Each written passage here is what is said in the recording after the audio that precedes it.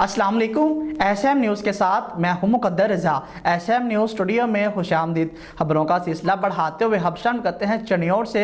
District police officer Chiniot Bilal Zafar Sheikh की हदायत पर पुलिस की जुराइम पेशा अनासर के खिलाफ कार्रवाइयाँ जारी हैं। इसी हवाले से अपडेट कर रहे हैं एसएम न्यूज़ के नुमाइंदे मोहम्मद अफजल रुमाना। जी अफजल, आगाह कीजिएगा इस हवाले से।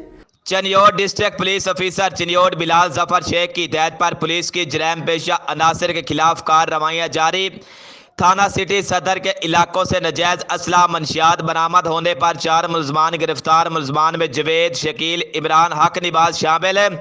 मुलजमान के कब्जे से 2 पिस्टल, राइफल, 1 किलो से ज्यादा चिराग, 60 लीटर शराब बरामद। तारिक महमूद, उमर दराज, औरंगजेब एएसआई ने अपनी टीमों के हमरा कार्रवाइयाँ की हैं। मुलजमान के खिलाफ मुकदमात दर्ज, मजीद कार्रवाई जारी है। कैमरामैन मोहम्मद आरिफ डक्कू के साथ मोहम्मद अफजल रबाना, चनियोट।